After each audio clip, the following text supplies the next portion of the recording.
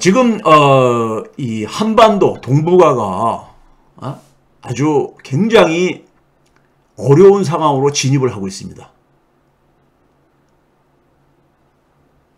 미국이 가지고 있는 힘은요, 제가 늘 얘기하지만 달러를 찍어낼 수 있는 힘과 군사력입니다. 군사력입니다. 미국이 군사력을 본격적으로 이제는 사용을 하고 있는 국면으로 지금 진행되고 있습니다. 이러한 바이든의 전략으로 중국이 제압되겠는가? 저는 결론부터 얘기하면 어렵다고 생각합니다.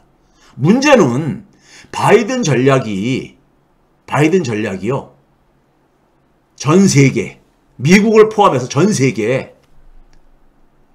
제가 평상시에 마이너스 썸 게임이라는 표현을 하잖아요. 이게 마이너스 썸 게임을, 최악의 마이너스 썸 게임을 만들 것이다. 그러니까 지금 러시아의 우크라이나 침공으로 굉장히 세계 경제가 안 좋잖아요. 이거는 저는 약과고요. 진짜는 지금부터다. 진짜 재앙은 지금부터 시작될 것이다. 이렇게 생각을 하고 있습니다. 특히 동북아, 한반도에서 제가 밑에 제목을 보면 21세기판 양난이 어른거린다 이런 얘기했어요. 우리가 임진왜란과 병자호란을 겪은 1600년 전후에 겪었었던 이 양난이 동북아에 어른거린다 이겁니다. 한반도에 어른거린다 이겁니다.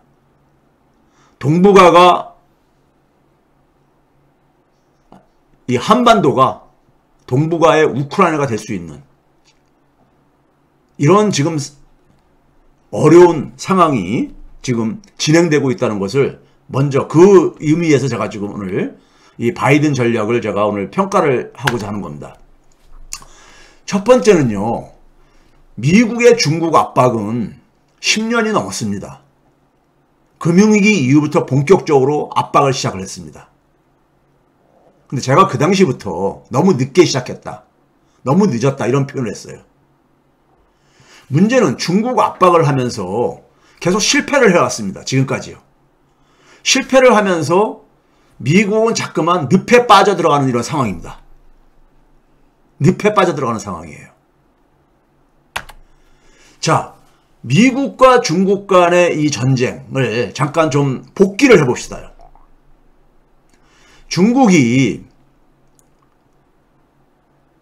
경제를 제가 말씀드리면서 했었죠. 1979년 말에 덩샤오핑이, 작은 거인이라고 불리는 덩샤오핑, 등소평이 개혁 개방에 기치를 내걸고 소위 말해서 흥묘백로론을 내세우면서 개혁 개방의 길을 걷게 되죠. 거기다가 1990년 전후에, 그래서 1989년 11월 달에 베를린 장벽이 붕괴되고 91년 12월 달에는 소련이 해체되잖아요. 그래서 소위 말해서 소련 동구 공산주의 정권들이 붕괴되잖아요.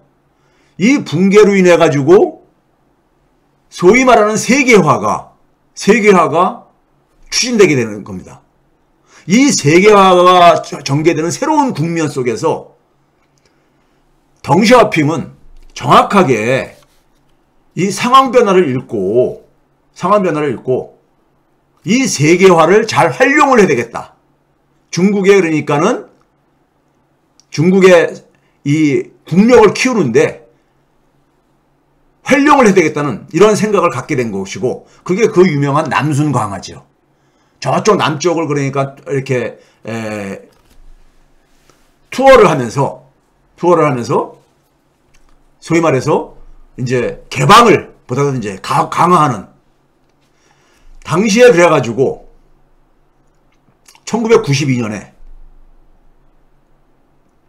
사회주의 시장경제 체제라는 것을 표방을 하면서, 즉 시장경제라는 것을 강조한 이유는요, 부상한 이유는 시장 개방에 대한 의지를 피력한 거죠. 즉 소련을 중심으로 하는 동구 공산주의 체제가 붕괴되면서 세계화라는 이런 전략 속에서 문을 걸어 잠그고 방어체제로 전환하기보다는 오히려 그 새로운 국면을 적극적으로 활용을 해서 중국의 힘을 키워야 되겠다는 이런 전략으로 대응을 한 것이죠. 그 결과로 1999년에 미국한테 당시에 우리가 WTO 95년도에 WTO가 출범을 했잖아요. 세계무역기구가요. WTO 하게 되면 세계화의 하나의 세계화 시대의 이 국제무역 질서지요. 그 이전에 가트 체제에서 WTO 체제로 바뀐 거 아닙니까요? 여기에 가입하는 것을 허락을 이 미국으로부터 그러니까는 허락을 얻어내게 되죠. 그러다 보니까 EU한테도 봐도 얻어내게 됐고, 그 결과로 2001년 말에는 세계무역기구 WTO의 정식 회원국가가 되지요. 이 WTO에 가입함으로써 중국은 90년대에 이어서 2000년대에도 고속성장을 할 수 있게 돼버린 거죠. 고속성장을 하게 된 거죠. 한번 봐보세요. 중국이 2000년에 미국 GDP의 13%뿐이 안 됐습니다. 13%뿐이 안 됐었어요. WTO 가입하기 전에요. 그런데 지난해 기준으로 얼마까지 쫓아왔느냐? 미국 GDP의 77%까지 쫓아왔습니다.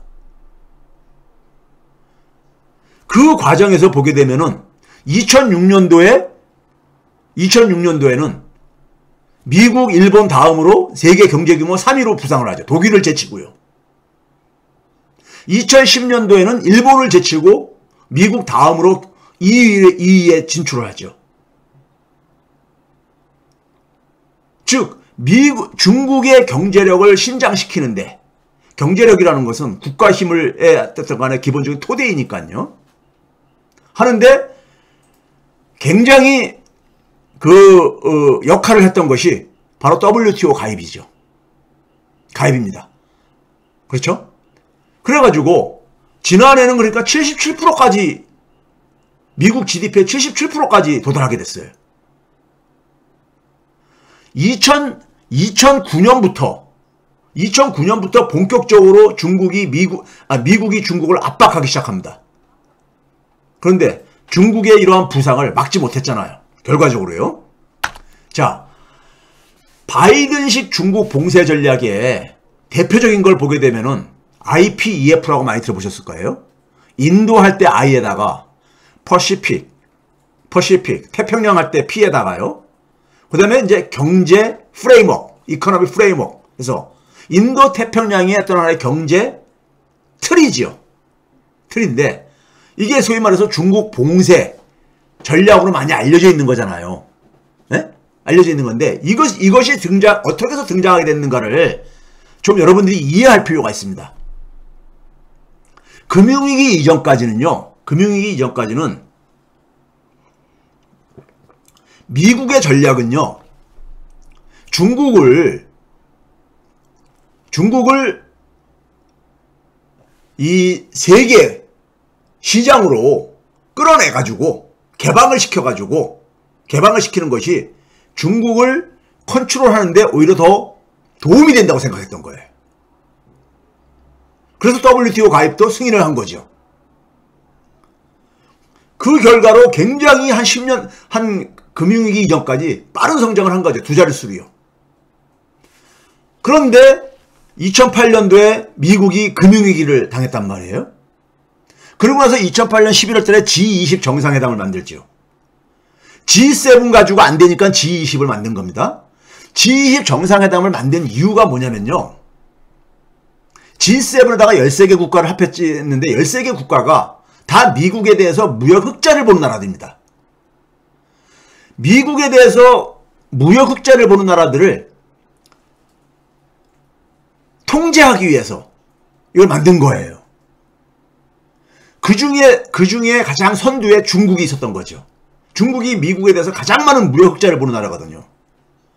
이 미국이 무역 적자가 너무 커지다 보니까는 미국의 통화 정책, 즉 화폐 주권이 제대로 작동하지 않더라 이거예요. 그 결과로 금융위기가 터졌다고 이렇게 해석을 합니다. 미국의 엘리트들은요. 그래서 금융위기 이후부터, 금융위기 터지고 난 다음부터 미국에 대해서 많은 무역흑자를 보는 나라들의 무역흑자를 축소시키지 않으면은 미국은 금융위기 같은 게 다시 발발할 수 있다.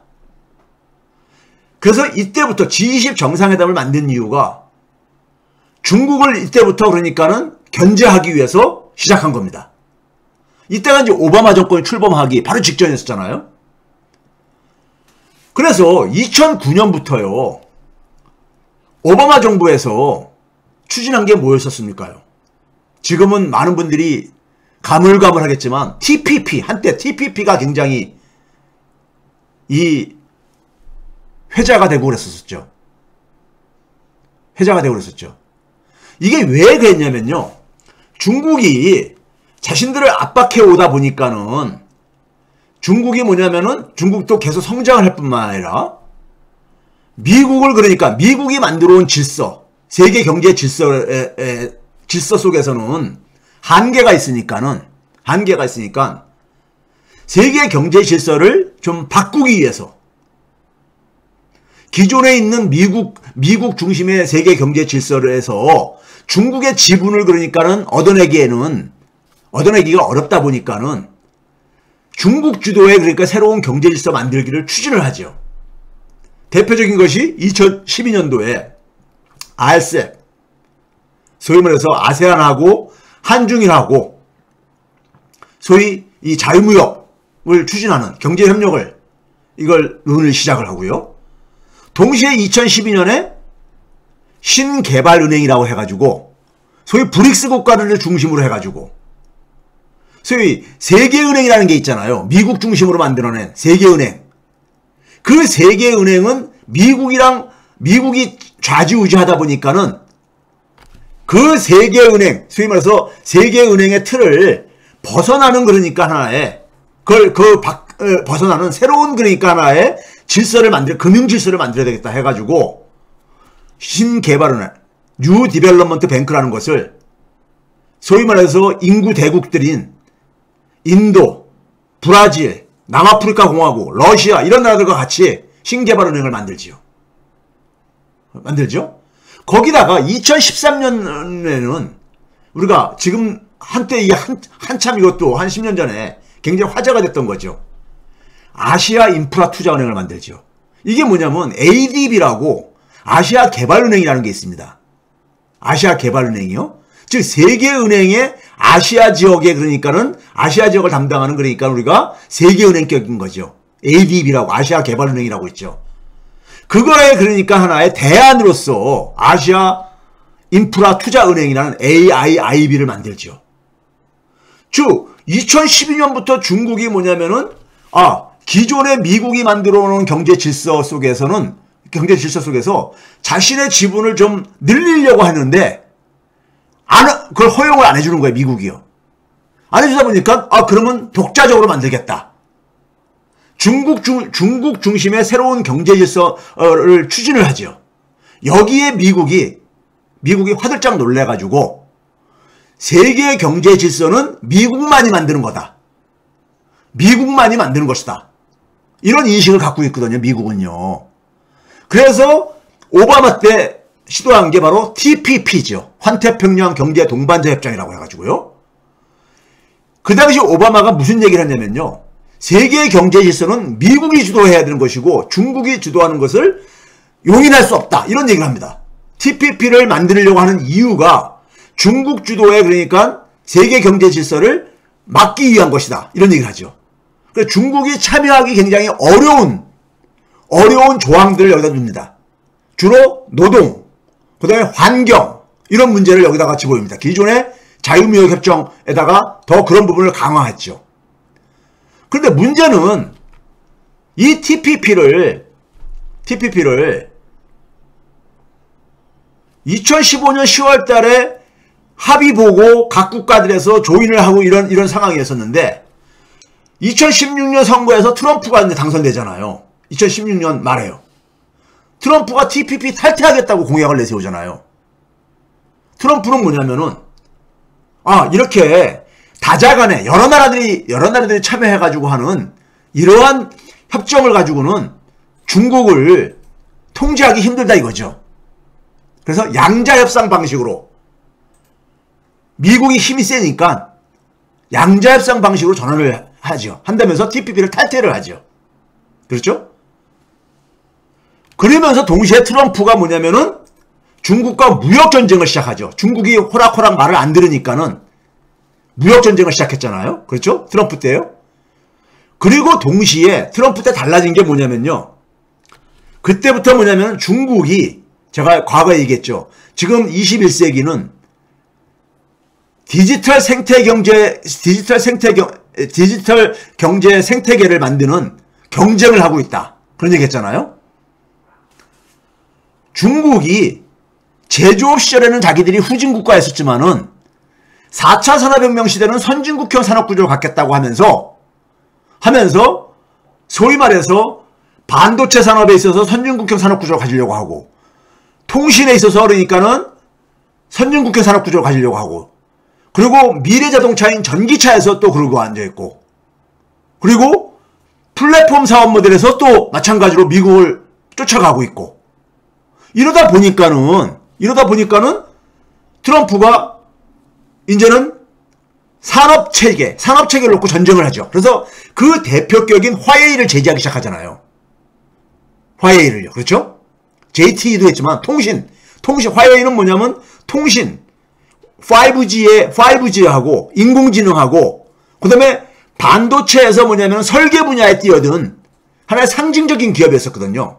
거기다가 뭐냐면은 중국 정부가 개입하고 있는 기업으로, 예? 중국 군부가 개입하고 있는 이러한 기업으로 이제 그러니까 이게 소문이 나 있는 기업이잖아요. 그래서 화웨이를 그러니까는 제재하기 시작하죠. 그러니까 소위 말해서 산업 생태계를 가지고 전쟁이 시작된 겁니다. 트럼프 때부터요. 무역전쟁과 더불어서요. 자, 이게 그러다가 2020년 말에 바이든이 당선이 됐어요. 트럼프가 재선에 실패하고요. 그러면서 바이든이 전략을 바꾼 거예요. 뭐냐? 이 무역전쟁 가지고는 보니까는 효과가 없더라 이거예요. 효과가 충분하지가 않더라 이거예요.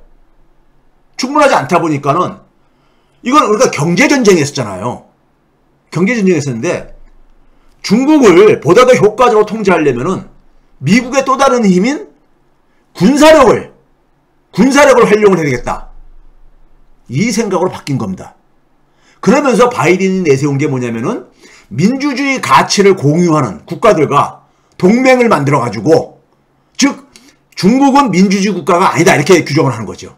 권위주의 정권이 국가고 예?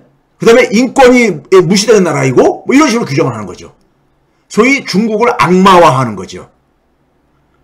그래서 중국이 그러니까는 부상하는 걸 막으려면은 바다 쪽을 막아야 돼요. 저쪽 북쪽이나 서쪽은 대륙이잖아요. 중국은 그걸 뚫기 위해서 물론 실크로드 소위 말해서 1대1로 사업을 전개를 하고 있지만은 남쪽으로 바다 쪽으로 나가야 될 게 아닙니까? 바다 쪽으로 나가려면은 결국은 뭐냐면은 남중국 해하고 동중국 해하고 우리 서해 이쪽을 뚫고 나가야 되는 거잖아요. 인도 태평양이죠. 인도양 태평양 이쪽을 뚫고 나가야 되는 거잖아요. 그러니까 인도양과 태평양 주변에 있는 나라들을 규합을 해가지고 중국을 막아야 되겠다 이거죠. 막아야 되는데 바뀐 게 뭐냐? 안보 관점에서 소위 말해서 대중국 봉쇄 전략이 바뀐 겁니다. 안보 관점에서요. 이게 큰 차이예요. 자, 바이든 이전에 중국의 대중 전략을 잠깐 다시 한번 복기를 해볼게요. 2008년 금융위기 이후에 무역 흑자를 통제하기 위해서 G20 만들었다 했잖아요. 그 당시에 G20 정상회담 만들어가지고 2010년에 여러분들 기억할지 모르겠어요. 11월 달에 5차 G20 서울 정상회담이 열렸었습니다. 그때 경상수지 4% 목표제를 도입을 시도했었어요. 경상수지 4%가 넘으면은 스스로 그러니까는 각 국가들이 알아서 줄이도록. 근데 이게 실패합니다.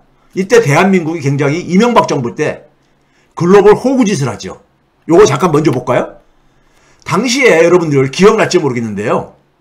제가 당시에 경향신문의 칼럼을, 고정 칼럼을 집필할 때였었는데, 그 당시 제가 10월달, 2010년 10월달로 기억하는데요. 칼럼에다가 글로벌 호구가 된 이런 얘기를 썼었어요. 무슨 얘기냐면요. 11월 달에 이제, 그러니까 11월 초에 서울에서 G20 정상회담이 이제 있었는데, 11월 달에 G20 정상회담이 열리면요. 그 전에 10월 달에 실무진은 누구냐면 각 국가의 재무부 장관과 중앙은행 총재들입니다. 이들이 사전회의를 해요. 실무회담을 합니다. 그러면 당시에 대한민국이 의장국이란 말이에요. 서울에서 열리는 거니까요. 의장국이 할 일이 뭡니까요? 아젠다를 그러니까 세팅하는 거잖아요. 의제를요. 우리가 학급에 그러니까는 초등학교, 중고등학교 다닐 때 보면 학급에 그러니까는 우리가 회장이라든가 반장이 학급에 회의할 때 의제를 우리가 세팅을 하듯이요. 그렇죠? 의장국의 역할은 그런 거죠. 근데 이제 10월 달에 이제 그러니까는 서울에서 재무부 장관 회담이 이제 실무장관 회담이 열릴 이런 상황에 우리나라 당시에 그러니까는 기재부 장관은 누구였었냐면 윤중현이었습니다. 이게 전형적인 모피합니다. 이 사람이요. 네? 그리고 김현장 갔다가 이렇게 온 사람이었었죠. 전형적인 모피아예요. 이 사람이 세계를 순방을 하고 있었어요. 왜냐면 G20개 국가들 그 실무장관들을 만나서 의제를 조율을 해야 되잖아요. 의제를요. 예? 그래서 돌아다니고 있었어요. 근데 당시에 미국의 재무부 장관이 누구였냐면 가이트너였었습니다. 티모시 가이트너는 우리나라하고 굉장히 아주 인연, 어떻게 보면 악연이 많은 사람인데, 이 사람은 월가 출신이죠.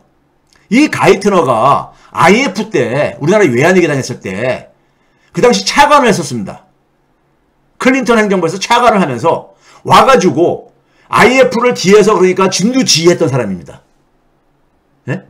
그래서 우리나라에서 많은 국부가 유출되는 데 속에서 이 가이트너가 다 그걸 진두지휘했던 사람입니다. 미국 월가의 이익을 위해서 완전히 대한민국의 금융시스템을 바꿔놓은 사람이 바로 이 가이트너입니다. 우리한테는 아주 그냥 이 원수 같은 사람이죠. 근데 이 가이트너가 오바마 때 이제 재무부 장관을 합니다. 재무부 장관을 하면서 뭐냐면은 이 서울로 이제 오기 전에 뭘 얘기하냐면은 서울 G20 정상회의의 의제로 미국이 의장국가도 아닌데 미국이 뭐라 그러냐면은 중국의 위안화 절상 문제를 의제로 삼아야 된다. 이런 얘기를 해요.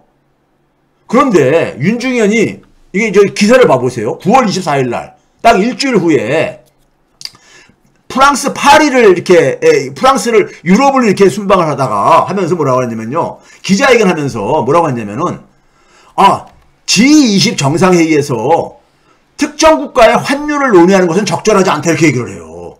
가이트너가 그러니까는 위안화 문제를 다루겠다 그랬는데 그래서 제가 그 당시에 뭐라 그랬냐면요. 야, 대단한 호기를 부린다. 이랬었어요. 예? 대단한 호기를 부린다. 그런데 어떻게 했는지 아세요?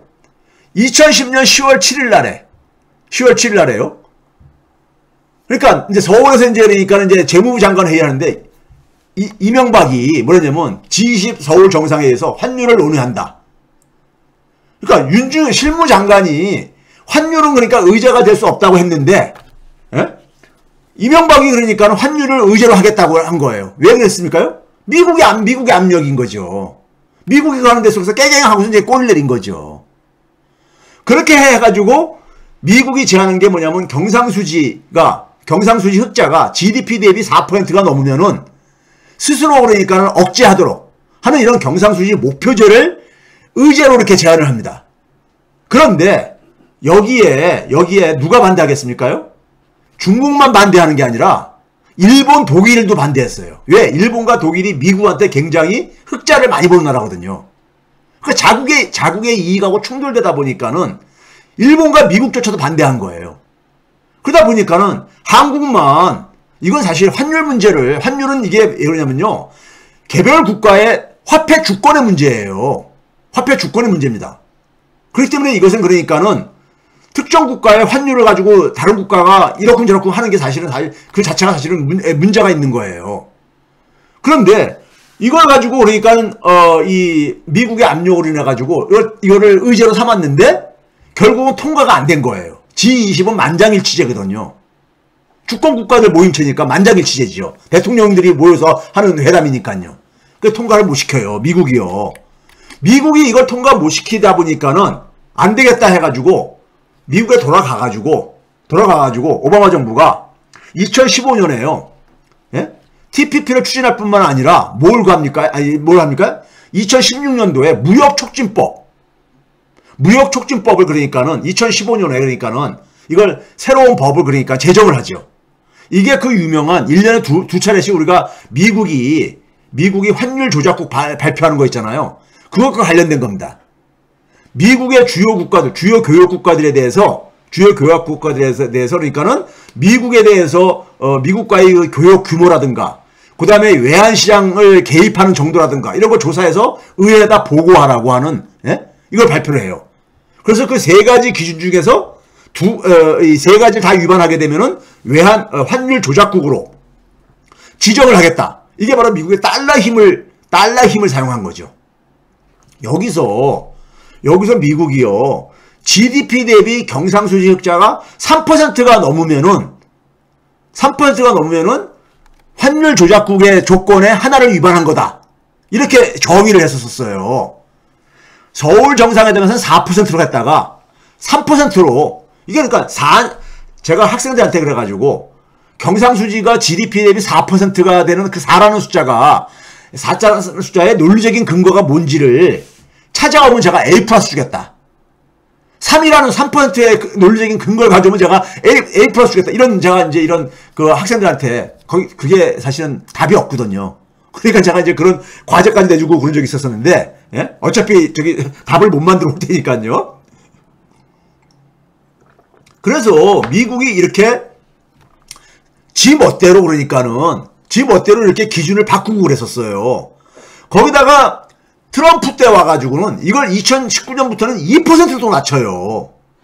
2%로. 거기다가 뭐냐면은 세 가지 기준을 위반을 해야지 환율 조작국인데 중국은 하나뿐이 위반 안 했는데도 환율 조작국으로 지정도 하고 그래요. 그러니까 미국이 완전히 그러니까 깡패짓을 하는 거예요. 그러니까 자기들의 그러니까 경제력을 이용을 해가지고 자기들이 그러니까 좀 이 딴지를 걸고 싶은 나라에 대해서 하는 것이죠. 예? 그래서 이게 이제 보시게 되면요. 여기에 대한 자료를 제가 보여드릴게요. 이거 봐보세요. 2016년에 4월 달에 보시게 되면은, 이 빨간색으로 된 게, 그러니까 경상수지가 GDP 대비 3% 초과, 무역흑자가 미국에 대해서 200억 달러 초과되는 경우라든가, 외환시장 개입이 GDP 대비 2% 초과하게 되면은, 세 가지 기준을 다 충족하게 되면은, 환율 조작국으로 해가지고, 보복을 하겠다. 이렇게 만든 거예요. 이게 소위 말해서 2015년에 제정한 그 무역촉진법입니다. 근데 이게 빨간색이 다 이게 위반된 것들이에요. 위반. 그러니까 세 개를 위반한 나라는 없잖아요. 세 개를 위반한 나라가 없었던 거예요. 2016년에요. 자, 한번 봐보세요. 그 다음에 2019년에 봐보세요. 2019년에 보게 되면은 중국 같은 경우는 하나뿐이 위반을 안 해요. 하나뿐이. 미국에 대한 무역흑자에서 419억 달러. 200억 달러가 넘었잖아요. 나머지 경상수지라든가 외환시장 개입은 위반을 안 했어요. 근데도 불구하고 환율 조작국으로 지정을 해버립니다. 환율 조작국으로 지정을 해요. 그러니까 이게 어떤 규칙이 있는 게 아니에요. 그러니까요. 예? 자, 그 다음에 이거 봐보세요. 이게 지난해 마지막 보고서입니다. 올해 건 아직 안 나왔어요. 지난해 보게 되면 대만이라든가 베트남 같은 경우는 세 개를 다 위반했어요. 다 빨간색이잖아요. 대만과 베트남은요. 그렇죠? 세 개를 다 위반했는데도 환율 조작국으로 지정을 안 해요. 예? 왜? 대만과 베트남이 미국의 안보상 가다 보니까는. 싱가포르 한번 봐보세요. 싱가포르는 보면 외환시장 개입이 가장 처음에 있는 건데요. Foreign Exchange Intervention이라는 게 20.4%돼 있잖아요. GDP 대비. 우리나라는요, 이거 안 걸리려고 기재부가 기를 쓰고 그럽니다. 이거를 우리는 한 번도 그러니까는 위반한 적이 없어요. 코리아 1.0으로 나와 있죠.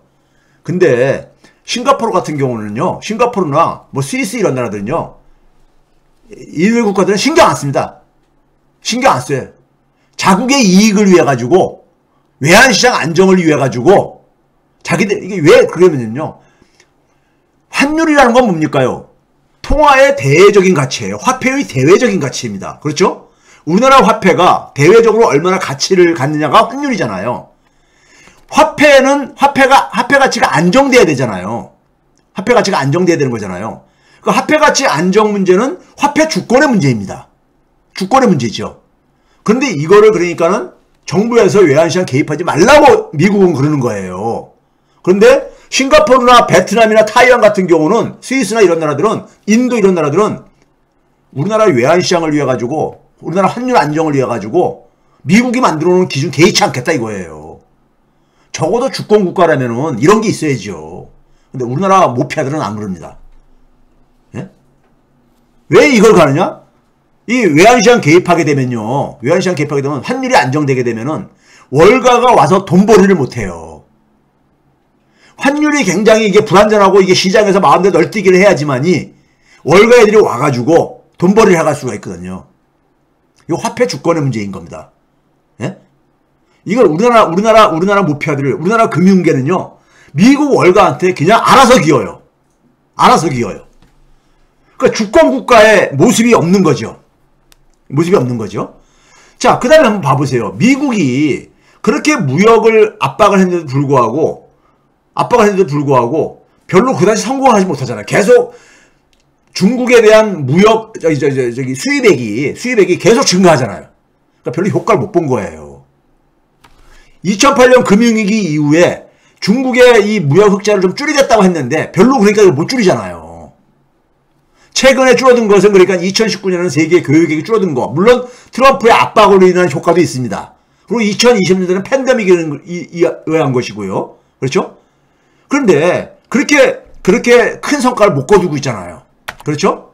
이거 봐보세요. 미국이 중국에 대해서 상품 적자액이 이게 그러니까 줄어들었냐고요. 이거 보시게 되면 여전히 보게 되면은 한 3,500억 달러에서 많을 때는 4,200억 달러까지 1년에 이렇게 보고 있잖아요. 그러니까 별로 효과를 못 본 거예요. 그러다 보니까는 오바마 입장에서는 새로운 전략이 필요한 거죠. 그 새로운 전략이 바로 뭐냐? IPEF하고 쿼드잖아요. 쿼드도 뭡니까요? 쿼드가 네 나라들 안보 동맹이잖아요. 해양 안보 동맹이잖아요. 네 나라. 예? 그게 어디입니까요? 호주, 인도, 그 다음에 일본, 미국, 이 나라잖아요. 이거 안보 동맹이거든요. IPEF 뭐라 했었어요? 인도 태평양 경제 트리라 그랬잖아요. 그렇죠? 이것도 바로 뭘 지향하는 거예요? 민주주의와 인권 가치 동맹이란 말이에요. 예? 그러니까 안보 차원으로 이제 방향을 선회한 거예요. 왜? 미국의 무역 적자를 줄이려고 경제력을 달러 섞어만 동원해가지고 압박을 해봤는데 별로 효과를 못 본 거예요. 그러니까 이제는 군사력을 사용하게 되겠다 이거죠. 안보 차원으로 방향을 선회한 겁니다. 안보 차원으로요. 예? 그러기 위해서 안보 차원을 선회하기 위해서 중국을 민주주의 가치를 위반하는 나라, 인권을 위반하는 나라, 그리고 규칙에 기반한 세계 질서를 위반하는 나라, 그리고 디지털 권위주의 국가, 즉 디지털 정보의 흐름을 통제하는 나라, 이렇게 규정을 하고 이 규칙에 기반한 것도 미국이 만든 규칙이죠. 지금까지 있는 대개 세계 질서라는 것은요. 그렇죠? 그러니까 이거를 위반하는 국가로 딱 규정을 하는 거예요. 디파인 하니까는, 그리고 나머지 나라들은 그러니까는 민주주의와 인권 가치를 공유하는 나라들, 디지털 그러니까 개방주의를 공유하는 나라들 간에 동맹을 만들어 가지고 중국을 압박하겠다는 거예요. 예? 쿼드는 뭡니까? 해양 군사 동맹이잖아요.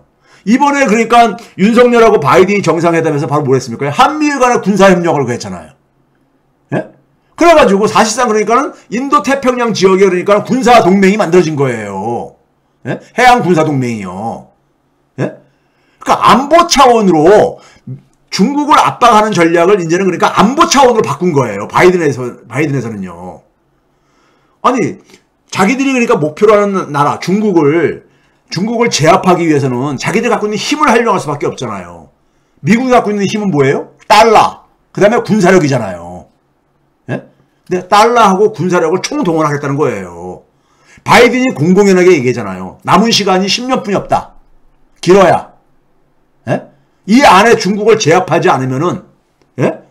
미국의 이익이 그러니까는 미국의 이익이 크게 침해된다. 이렇게 보는 거잖아요.